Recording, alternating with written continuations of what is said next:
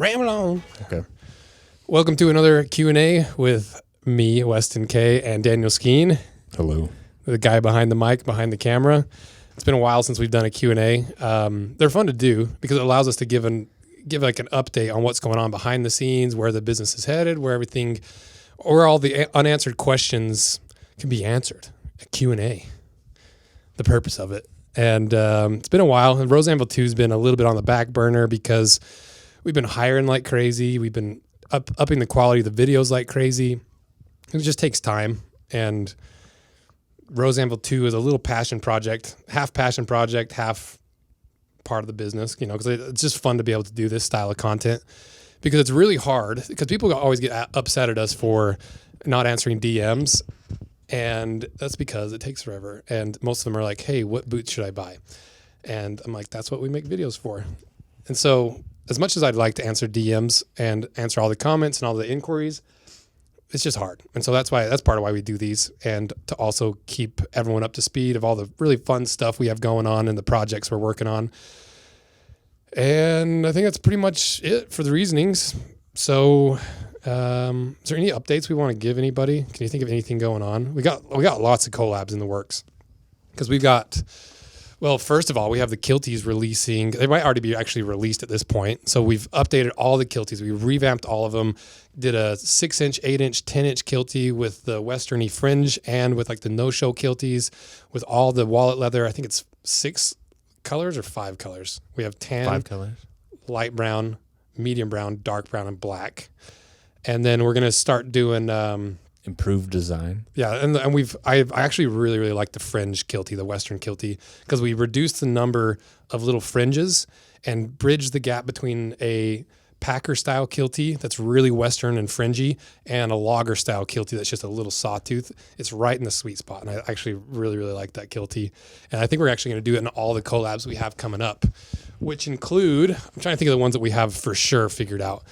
The first one, the one I'm most excited for, is the World War II Japanese collaboration boot, where it's not done yet, so I can't really talk much more than that. The prototypes look sick as heck, and it's going to be such a cool boot because it's as close as anyone's ever done to replicating a historical boot that I've ever seen.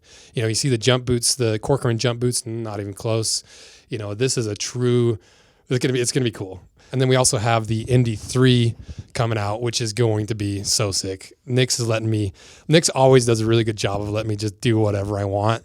And this one's going to be a really cool evolution of the Indy series.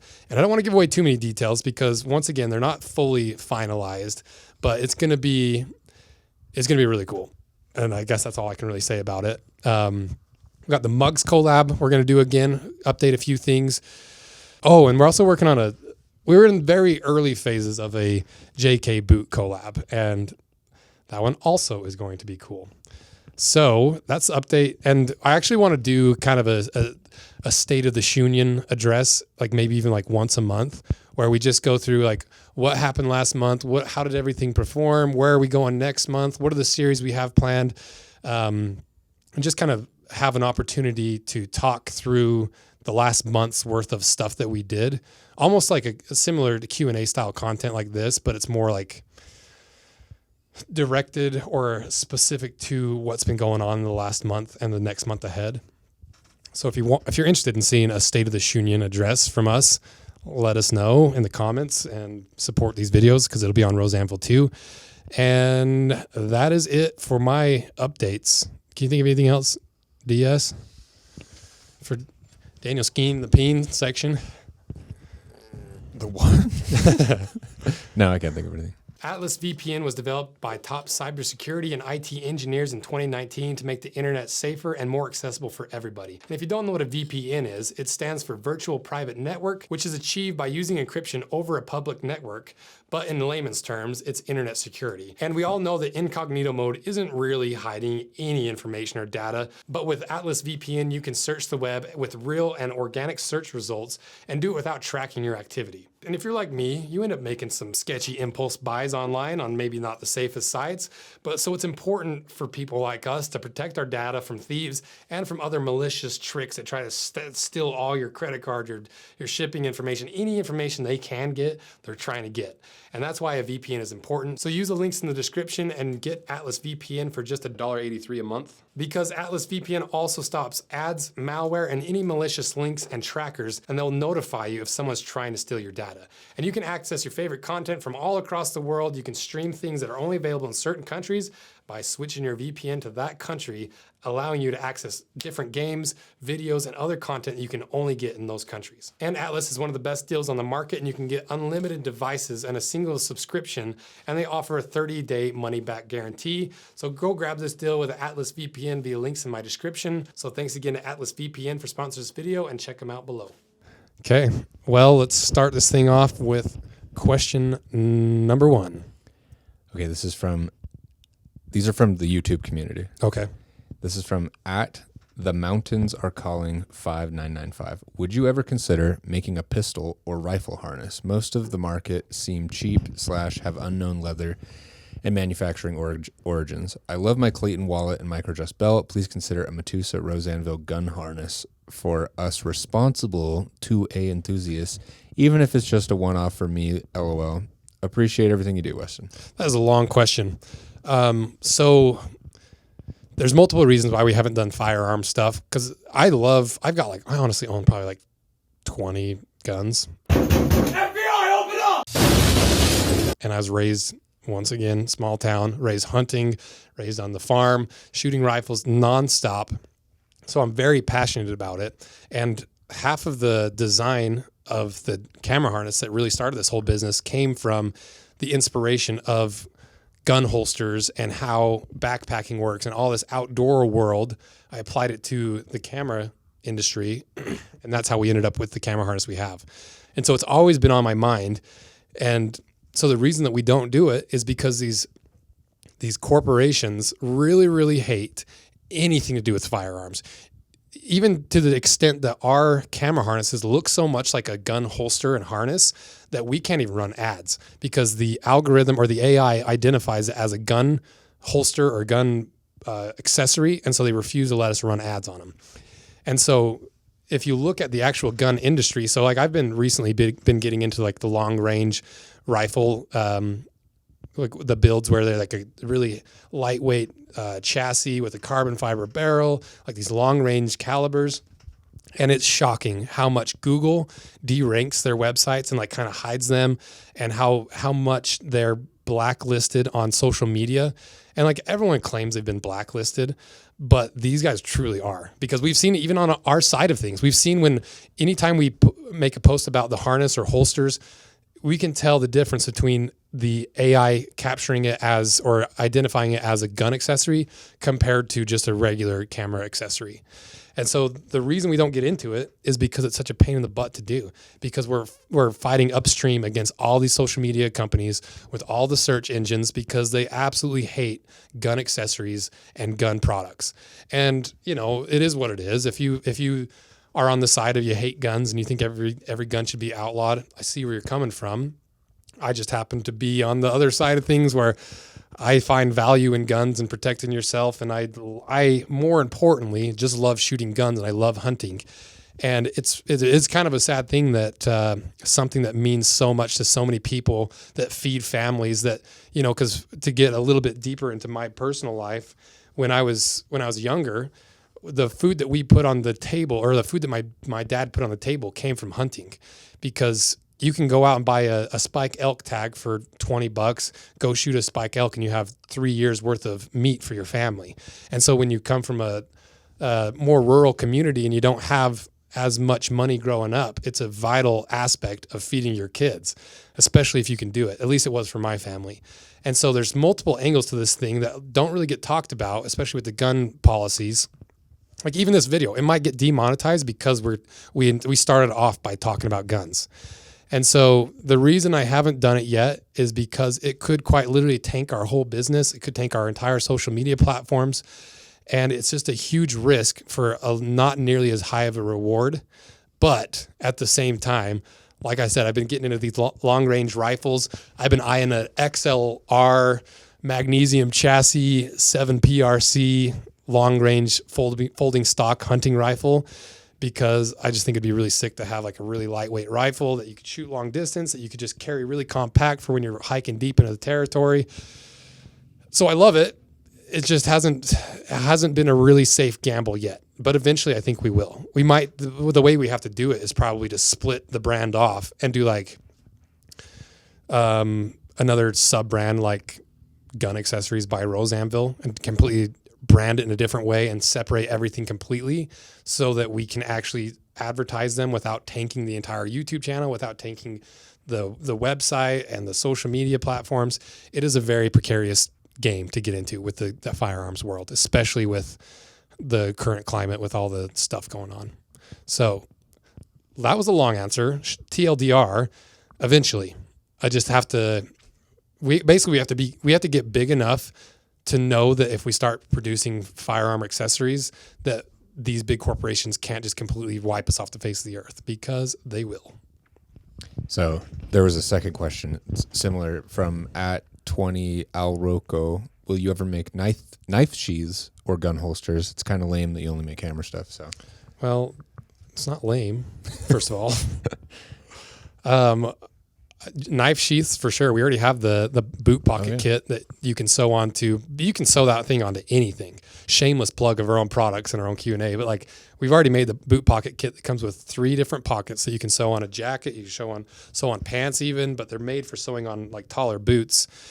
And so knife sheaths, it's one of these things where how big is the market for it, and how specific are we going to have to get in order to make the sheaths that are going to fit enough. Oh, bless me.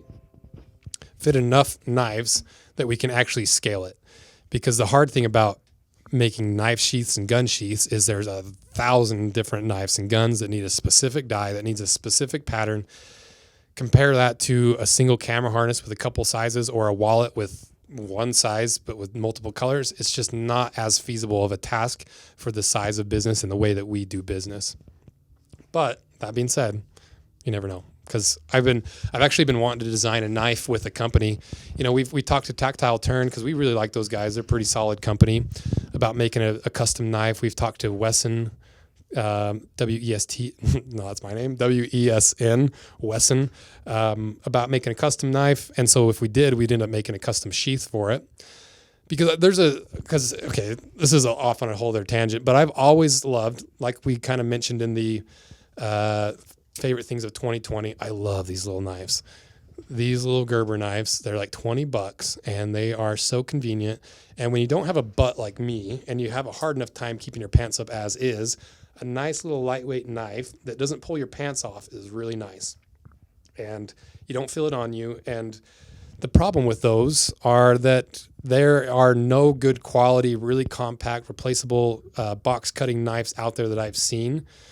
And I think we could do it. I think we could make a really cool design and make it something where it's still somewhat affordable, but it's not like you're carrying around a cheap little Gerber knife with this little clip falls off after 6 months, and it's just I think it's just an aluminum case. You know, just it works, but it doesn't have that same tactile like value. You know, it's like the difference between carrying a mass-produced wallet like this would be versus a handmade wallet like we make, and what a better version of this would be. So maybe one day if we make a knife, because the thing that I really, really love about what we're doing now is we've really grinded away on this business for 5 or actually 6 years now since I really started taking it seriously. And my whole goal with this was I just love making stuff. I love designing things. And I think that's why I enjoy reviewing other people's designs, is because I love design so much. And I love creating something that no one's ever made before to solve a problem that no one else has solved. I love that part of it. It's just so much fun to actually pull something from the ether and make it into reality and have other people enjoy you pulling something out of nothing and making something tangible that improves their lives. I love that aspect of it. So another super long answer. All right, next up we got a Brannock question from Banbaji. Is there a reason why companies only loosely follow Brannock sizing? Sizing recommendations for the various brands is a nightmare. Will the industry even figure out how to standardize? Thanks. Love your channel. Yeah, it's a complicated one because I have the same question because I don't own a boot company. And so to me, I'm like, why don't you guys just standardize all your sizing? Like you see all these Pacific Northwest guys and you see all these other independent boot companies, and it's like you go online and you're like, how to size for X company? And everyone's like, oh, go half a size down, 2 widths up, make sure that you have an 8-inch boot because an 8-inch boot locks your foot in better versus a 6-inch boot. And the wedge sole fits different than the lug sole, and the high heel fits different than the low heel. It's so confusing and convoluted. And I honestly don't know why companies don't just say like, all right, we're shutting things down for 3 days and we're revamping all the sizing and we're basing it exactly off the Brannock. So whatever your Brannock size is exactly what you order, unless you're slightly abnormal in your width or your length, or you got a weird toe or something. I don't know why they don't do it. You know, I've asked a few companies, and a lot of times the answer is like, we just don't have the time. Like boots are selling as is. So why complicate things by changing up the sizing? You know, return customers are going to have a harder time buying their sizes, but I don't know. It's a good question, but because to me, if you could just use what's already standardized in every shoe store, which is the Brannock device, standardize your sizing to that, so that as soon as somebody's interested in ordering, instead of going through this custom sizing process, instead of like going back and forth, looking in forums, dealing with customer service, you just order exactly what you read on your Brannock. That seems like it'd be a really easy solution. But, you know, coming from being a small business owner side of things, the easiest things that are the most beneficial to customers don't always align with your own business strategy. And you can't really fault businesses for following the money, because without the money, there is no business. So I kind of understand where they're coming from, because like, how much more value is it going to bring to completely revamp their sizing? But even in this argument, I'm kind of like, well, I feel like you would sell way more boots and you would have way less returns if you just standardize the sizing. Do you think we need Congress to step in? Yeah.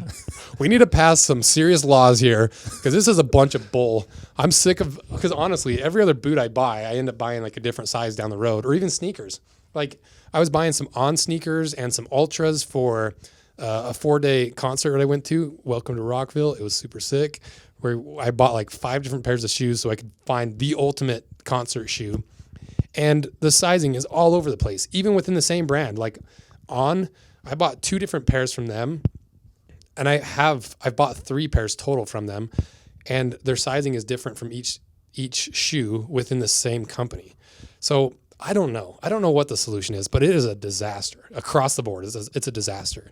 And maybe the solution isn't even just timing it to the Brannock. Maybe also this probably is completely green screened out. So you guys are like, what is he doing with his hand? It's a drink. But I got completely off my train of thought. But I don't know why they don't do it. It doesn't make any sense. You know, I think maybe a good compromise is similar to what like Nick's does, where they send you a try-on boot. But I almost wish for sneakers that every time you ordered a pair of sneakers, they sent you a half a size below, half a size above, and then you paid for just one pair. And if you didn't return the 2 pairs, you paid for those as well. Kind of like the red box theory. Bless me. Remember Redbox? Yeah. Or if you wouldn't return the DVD to the kiosk, you got charged like $20 or something. So I don't know. It's a tough thing. I honestly think it's something that could be solved though. I think if a brand really tried hard and was like, our sizing is exact to the Brannock, they would go a long way. Yeah. So get your stuff together, every brand out there. All right, next we got at Calvin M5937. I'm a firefighter on a Type 1 IA hand crew down in Southern California, and that's how I got into boots. I wanted to know where you fought fire and what you did. Yeah, I was on a Type 2 IA crew as well. So just for Daniel and the other listeners, It's been a decade since I was a firefighter. So, my memory is only as clear as a decade old. But there are hot shot crews. So if you rank the I don't know how you rank it from coolest to least coolest, or like most aggressive and most qualified and most qualified firefighting crews. At the very top, you have your hot shot crews. And most fires are they usually burn uphill because heat rises. And so when you have a fire, most of the fire is going to work uphill. And so for a very basic diagram of how fires work, if you kind of look at it almost like the shape of a flame on a candle, kind of this pear shape, this oval shape, at the very top is the most aggressive and the fastest growing part of the fire. So they put the most experienced crews and the most aggressive crews at the very top to cut off the head of the fire. And that's where you have the hot shots go in. They either hell attack them in, or is it hell attack? What is it? Hella trooper? I can't remember. But so that they'll either hike up to the top or they'll get dropped in somewhere. They'll attack the top of the fire. Then as you come down the side of the fires, just off the very top, you have the type 2 IAs. Then you have the type 1 IA. Is that what he was? 1, yeah. 1. I can't remember if it's type 1 or type 2 IA is first. But you have I feel like it's type 2 IA is the highest. Well, you have like an IA crew next to the side of the hot shots. Then you have like the next crew down, the next crew. And at the base of the fire is where you have your local firefighters, you have your engines, you have your less experienced firefighters. That's a very, very generalized version of how fires work and how the structure works. But that's kind of a breakdown of how that was. And I believe I was in a type 2 IA, which I think is above a type 1 IA. If I remember correctly, it's hot shots, type 2 IA, type 2, type 1 IA, type 1, and then like local crews. That might be slightly switched around. So I was just underneath a hot shot crew. And I fought fires for all across the western United States. We went to Idaho, Nevada, California, Utah, Arizona. You go all over the place. We were based in Utah, but we went all over the western United States. And at the time, there was the Haitian earthquake. And I almost flew down to help deal with that and like kind of help go through the rubble to find bodies and stuff. And my mother, fortunately, was like, you're 19. Are you sure you want to be pulling bodies out of rubble? And I was like, that's a good point. Maybe I don't go down there. So part of me kind of regrets not going down there. Wait till you're 30. Yeah, wait till wait till you're old enough to deal with the trauma. Part of me regrets it, but part of me is like glad I didn't go, because that would have been a really hard thing to do. And ultimately, our crew didn't get assigned to go down there anyway, and so I wouldn't have been able to go anyway. It was in my early 20s, type 2 IA, I believe. Now he's got me questioning if a type 2 or type 1 is higher, but I think type 2 IA is higher. And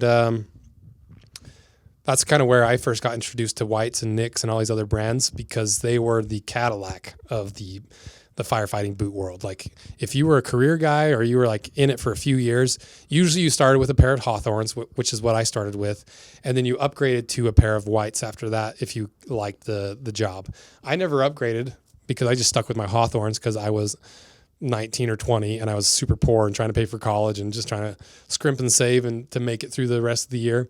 So I never ended up in a pair of Whites until I started this channel, which was a really cool full circle thing for me. Because a decade after I did it, after I was dreaming about these boots and after I wish I had them, and after, like I see these career firefighters and their really cool boots and their Dragon Slayer axes, I finally ended up getting a pair and actually started working with Whites and did collabs with them and with Nicks and met the guys, the CEOs at Whites and Nicks. And so it was a really fun full circle thing for me, from early 20s dreaming about these Whites boots to early 30s working with Whites on a very intimate level, designing boots and helping them grow their business. It's really fun. I've really loved that aspect of this channel. How about all my devices shut up? Shut up and shut up. Oh, I guess that turns both of them off. Okay, next question. All right. At OhMother5050. Good name. Hey, Weston. Mother. Would you be able to cut apart any Avant Garde archival boots or like John Lofgrens, Sagaras, and other more heritage boot brands? I'd really like to see your perspective on boots such as Carol Christian, Poel, MA Plus, and Guides. I guess as good as mine. So starting with the Avant Garde stuff, depends on what you mean by Avant Garde, because we just cut apart the big red boots, which are about as Avant Garde as they get. If you're talking like Balenciaga, like high fashion, but wacky high fashion, I love doing those because every single time they're hot garbage on the inside because all these fashion brands do is slap their fancy name on it, charge 3 times the price, and you get half the product. So we'll do more of those in the future. You know, I think it just is a matter of like finding the right ones that resonate big enough with the audience that we get decent views. And then as for Sagara and the Indonesian boot companies, I have a pair of Sagaras. I've got them right here, actually. I love Sagara. I love the main guy over there. His name escapes me at this moment. I can't remember his name. We'll put it here. Whatever. Lloyd. Definitely not Lloyd. It's a very Indonesian name. I think. I don't know. I can't remember. But I have a little bit of a unique relationship with Sagara because every time I hit a milestone in my business, I order a pair of Sagaras. Or not every time, but for 250,000 subscribers, I ordered this lace-to-toe Cordovan pair of Trailmasters by Sagara, and I love these boots. They are so unique and so wacky and made out of Cordovan. They were a lot cheaper than if you were to buy Cordovan from any other company. And I love Sagara. And so this was my 250,000 subscriber boot. I have it written on the inside of the heel. I think for 500,000 subscribers, I did the Horween engineer boots that they did with Viberg. And then for 750,000, I ordered a pair of shark skin boots from Sagara, which I don't know when they'll be here, but when they do, we'll do a Rose Anvil 2 video on them because they are sick. And, Bagus is his name. Just remembered it. I don't know how you say his name, but I think it's like, I'm going to err on the side of Bagus. It's either Bagus, Bagus, or Bagus. And Bagus, I don't know. I don't know. They all sound kind of wacky. So I apologize, main guy at Sagara. No one's ever told me how to say your name, but yeah, we'll do Sagara again. Everything I've seen points to it being about as good of a boot as you can make. And as for the other brands, was it just other Indonesian brands in the question? Yeah, we had MA Plus. I don't know who that is. Carol Christian, Poel, John Lofgrens. John Lofgrens. I've always wanted to do a pair of John Lofgrens. And I have a good relationship with John Lofgren, and you might see a boot on the channel at some point from John Lofgren. You never know. So, yeah, it's kind of a weird thing deciding on what we do and when we do it, because half of it's based off my own personal interest, whatever I'm in the mood for at the time. The other half is based off of the success of the videos. You know, we'll plan a series, and if the first 1 or 2 videos in the series flops, we'll be like, enough of that series, moving on. You know, so we do whatever we get views for and whatever piques my interest at the time. All right, we've got at FR4N88. Wow. Auto-generated username. Very classy. Of all the sneakers that you've cut up, which one had the most surprising tech and material usage inside of it? Two sneakers come to mind. The Scorpion was wacky. That thing is just absolutely ridiculous. It's just this huge air chamber you're just walking on like an entire balloon's worth of air, which is really cool. And it's just fun design, and it looks wacky. I wore them to the gym once and was so self-conscious the whole time. I was like, oh gosh, like everyone's looking at these shoes. Nobody actually cares at the gym, but like they're so wacky. They made me feel a little self-conscious. That was a really cool proof of concept for air technology by Nike. And everyone's like, why do you hate Nike so much? I'm like, well, because most of the time they just put out a bunch of crap. They charge you a lot of money for it, and they lie to you half the time about it. But when Nike's at their best, they're hard to beat. That Scorpion is so crazy. And even like you look at some of their vintage sneakers, like the Jordan 11s. Is that what it is with the patent leather and the ballistic nylon? Come on, iPad. Unlock for me. There we go. Let me look it up real quick. Yeah, the Jordan 11. Yeah, because the Jordan 11 used real patent leather. They used real ballistic nylon. And these were released a long time ago. And so I really enjoyed that video because it was a retrospective look on like technology of the time and how they used the carbon fiber plate, the air sole technology, the patent leather, the ballistic nylon. And this was at a time where material science was still very, I don't even know how to put it. It was less gimmicky and more performance based.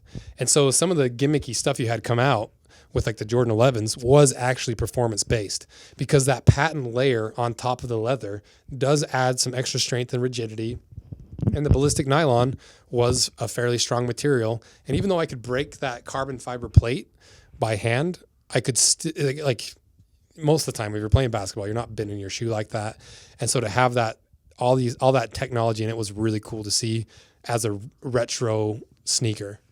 So those are the two that come to mind initially. But also the big red boots were wacky. Like people were like, how dare you call this an engineering marvel? And I'm like, it is. If you look at it through the lens of boots and shoes, it is quite impressive that they pulled off the big red boot in such small quantities and such a very unique brand. It's not like Nike came out with that sneaker. It's Mischief, this tiny crew of like 10 to 20 people designing and releasing the wackiest stuff on earth. So to me, it's still an engineering marvel, even though some of you disagree with me. At Cherryhead9994, how did you come up with cutting boots in half? What are your favorite boots? What do you recommend your viewers watch when buying a boot? Shoehorning all the questions into a single question. Okay, let's start with the first question in that question. What was it? How did you come up with cutting boots in half? I didn't come up with it. Boot companies have been cutting their boots and shoes in half for as long as people have been making boots and shoes because it's a very easy way to show people exactly what's inside of your shoe, how it's built, and how it's going to perform for you. So even before I started the channel, like Heddles did an article about cutting boots in half. Red Wing has always had boots cut in half. I think even in their flagship stores. Nick's, White's, Viberg, Westco, they've always advertised with boots cut in half. So it wasn't my idea by any means. I just took the concept of visually showing people what's inside the products they're buying and applied that to a YouTube channel where we went through layer by layer, explaining things, what's good, what's bad, why it works, why it doesn't work. Is it worth it? Is it not worth it? And then we try to put some science, even though it's a little garage science, we still try to put some scientific numbers to it to at least attempt to extrapolate some real world data from these tests. And so I think the concept has been around for as long as boots and shoes have been around, but we just refined it over the videos as we learned more, as we experienced more, and as we had a larger knowledge base to go off of, we just evolved the idea. What's the next part of the question? What are your favorite boots? My favorite boots, well, it depends on what you mean by favorite boots. We just posted a video a few months ago about my favorite Pacific Northwest boots, which are the JKOT boots. I think it solves a lot of the problems that people have with the Pacific Northwest boots. And out of all the Pacific Northwest boots, despite the Collabs, because the Collabs always are ranked number one. People also get mad when I say that. Like, obviously we're being biased because we design the boots, and that's the joke that I'm making when I say that. So it's a joke that our Collabs are the best boots in the world, even though I still think they are. But to me, the JKOT boot is one of my favorite boots if I need something really rugged, I need something durable for that, like that end of the spectrum of durability and like the arch comfort and hard wearing materials. The JKOT boot is hard to beat. As for like an average casual wear boot, I have like quite a few boots that I love. Like my personal rack is right behind us where, I've got some Red Wings. I've got some white smock toes. White smock toes, they're pretty killer. I don't know if you guys watched that, the Perry Select video, but those boots are about as good of a boot when it comes to combining comfort, durability, price as any boot on the market. And they're a very common go-to boot for me because it's just easy. I know exactly what I'm getting into. I know I'm not going to be uncomfortable, and I go to them a lot.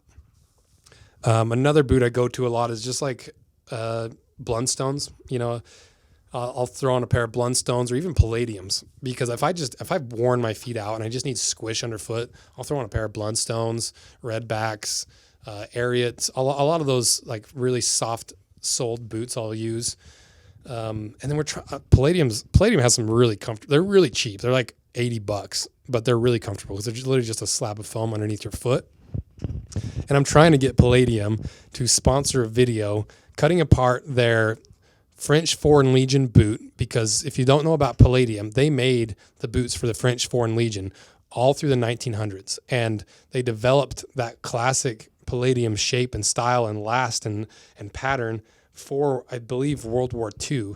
And the World War II and the military boot series always performs really well. And so I'm like, Palladium, let's do a video together. Sponsor this like cut in half of like the World War II boot. Then we'll also follow it up with a cut in half of your modern version. It would be such a fun little mini series to do. So bug Palladium for us, because I've been trying to convince them to do that for like the last year and a half. So Palladium, let's do a video together. It'll be sick. It gets lots of views. It's lots of fun. And I'm not going to do it until you sponsor it. Maybe we'll do it, but it would be cool if they sponsored it. What's the remaining parts of that question? What do you recommend your viewers to watch when buying a boot? Other than my channel, The whole entire channel. Just watch every single one of our videos like 3 or 4 times, and like and subscribe to every single one of them. I don't know. I don't really understand that question. What is it? What other channels? Because I'm really tight with Stridewise. Maybe. I love that dude. Actually, yeah, maybe that. Stridewise is a homie. He's flown out here a few times and hung out, made some content together. Because I have a pretty sensitive BS radar. If I don't like someone, I don't like somebody. Like if I get a vibe from them, I'm like, not my guy. I'm just kind of like, yeah, you stay over there, you know. But I like Stridewise a lot. He's a good dude. And another creator I really like is the Iron Snail. His content is so good. Like it's a little bit unfair that our content is the quality it's at and gets the views that we get, and his content is the quality that it's at and gets the views he gets. And he's still a small channel. He's only been doing it for a little while, but if for the entertainment value, the Iron Snail for me is like one of my go-to channels. Even if I'm burned out of like talking about boots and shoes and denim and all this other stuff, I'll still watch an Iron Snail video. Then I'm homies with Trenton and Heath, good friends with the Knicks guys. Like all that content is really good. Who else is there? There's Carl Morawski. Carl Morawski is a nice dude. He's a cool guy. I like Carl Morawski. And then there's I feel like there's someone I'm forgetting, and someone's like, hey, you listed off everybody but us. I'm like, sorry. Yeah, Trenton and Heath. Yeah, there's a bunch of good creators. You know, it's a cool thing about this like boot world.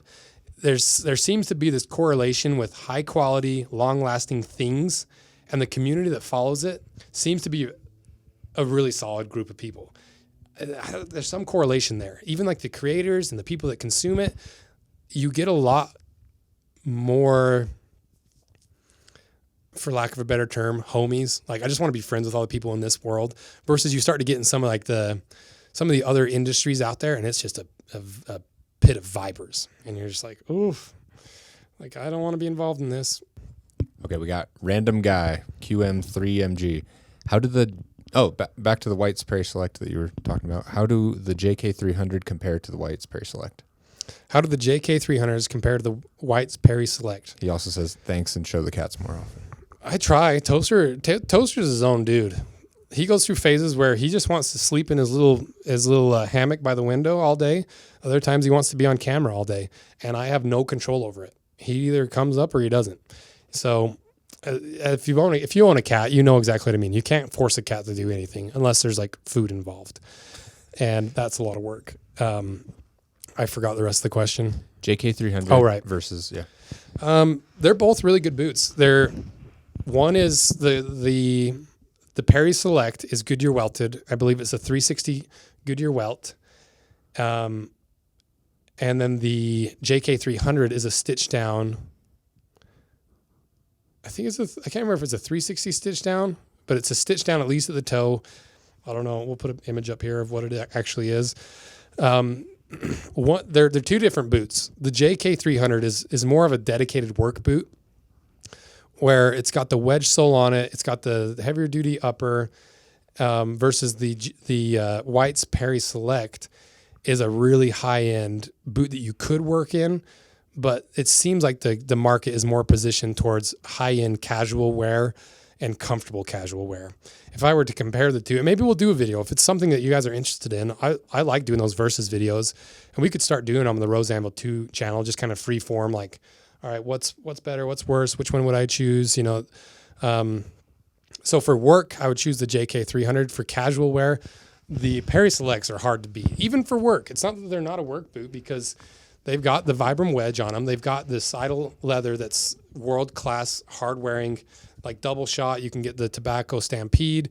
It's got a leather insole. I think I can't remember if it's a leather midsole, a leather slip sole. You can't really go wrong with either of them. So when it comes down to it, I would just choose whichever one you like the look of more. And to me, the Whites are more of a casual looking mock toe. You could pull these off with just about anything, versus the JK300s look a little bit more like a work boot, and they're centered more around work boot wear. So can't go wrong with either of them, honestly. I think they're around the same price too. So, yeah. Okay. Last question. Where are the Trumans? That's a good question. I haven't talked to the Truman guys for a while. I need to check in with them and see if they want to do a video. A lot of times these heritage brands want to wait until late summer or early fall, because that's when people are starting to look at boots. And so for like this, because the first quarter is rough for us. Like the ad revenue is super down. The people wanting to sponsor videos is really down. And so we usually operate at a slight deficit for the first quarter. And that's because no one has the money. And so quarter two is kind of where we start to get into sneakers a little bit more, try to recapture some of the following that doesn't care during quarter one for some reason. And quarter three is where we really start hitting the boots and shoes, the boots and the winter wear. And then quarter four is like the last efforts to get like as many boots on the channel as possible. So I'll hit up Truman again pretty soon and see if they want to sponsor a video, maybe like August or so. Because they do pretty cool stuff, and it's at this unique price range between like the super high-end Whites, Nicks, JK, and between the like Red Wings and all the other casual like $300 range. It's like right in between those, so it's a good spot in the market. Yeah. That was from Joseph, oh my goodness, Jose Lopez EF4IW. Nice. I forgot to shout him out. He also asked, have you considered doing a dedicated series of cutting in half the newest running sneakers? Lots of changes in tech with high-end running shoes. Yeah, that's kind of what I was talking about with that concert series we're doing, because those super thick foam outsole shoes sure are comfortable. Like they're made for running, but like a lot of people, and I don't know if the majority of people buy them for casual wear or if the majority of people buy them for athletic wear. So I'm not really sure what the market actually looks like for the use of the product, but I have literally right next to me, I have a pair of Topos, Ultras, Hokas, and then I'm pretty sure we got a pair of, what are they called? I can't remember what they're called. Another pair of running shoes. So they're there. We're just trying to figure out when to do the series and how to do it and what information people actually want to know about them. So if you want to see that running shoe series, let me know how you want to view it. If you would rather see it from a runner's perspective or a casual wearer's perspective, and what shoes you specifically want to see, because that will be how I kind of decide on how I do the series. So that was the last question of this Q&A. We only got through like 4 or 5 questions. So we'll probably record another one with the remaining questions, release it in a couple weeks, and that way you guys get 2 full-length Q&As. I love doing these. They're so fun. So we might even do a Q&A once a month just to keep things fresh, to keep people in the know of what's going on. So we might do a Q&A every month. We might do a State of the Shunion every month. And then I like doing these interviews with people. I like doing the deep dives. I like doing the unboxings. And we're caught up a little bit now, so we can actually start pumping out more Rose Anvil 2 content. Oh, we didn't even plug the Rose Anvil Builds channel. So we're dropping a whole other channel where we're going to take cobbling and boot making and shoe making to a whole different level than you've seen on YouTube. Because as someone who reviews boots and shoes for a living, my knowledge base is my knowledge base is restricted by the amount of hands-on experience I have with making boots and shoes. And so we've started to make some content very similar to these ASMR style videos we used to do, where we're building, or we're rebuilding, we're resoling, we're making some wacky stuff for a new channel that's solely devoted to building unique boots and shoes and building unique stuff to show you guys the whole process, more behind the scenes of like how boots and shoes are actually made, because I want to do it and because people enjoy those videos. And I think we can do some things that nobody else can do on YouTube because we're very uniquely positioned because of the channel we have and because of the fact that we're not constrained by a daily production of boots and shoes. We can buy the cobbling equipment like we've already done and use it solely for entertainment value and pay it off. So I don't know when this releases. So if it's already released, go subscribe to it and go watch the first episode. If it's not released, be on the lookout for it. But either way, we'll put the answer up here and what you should do to help support us. And thank you guys for submitting your questions. Thanks to Daniel Skeen for being the voice behind the mic. Hey. And thank you guys for all the support. This is literally a dream come true for me. I love doing this. I still get nervous before we record anything. I record all day, every day, but I still get nervous. So it's still fun for me. It's still new. It's still exciting. I'm still improving. I'm still trying to get better at all this stuff. And we're trying to show you guys what you want to see and really hold some of these brands accountable. And that's at its core is what maybe I enjoy the most, is like rifling through the BS, because there's so much BS out there in the world. So thank you guys for everything you do. And if you're not subscribed to this channel, consider doing it, because we're going to post more stuff like this more often, more behind the scenes, more Q&As, all the other stuff that we've talked about, because it's just fun to do. And I don't know, why not? It's just fun. So thank you guys. Any last words, Daniel Skeen? That's it. That's it from Daniel Skeen. Okay, thank you guys. See ya.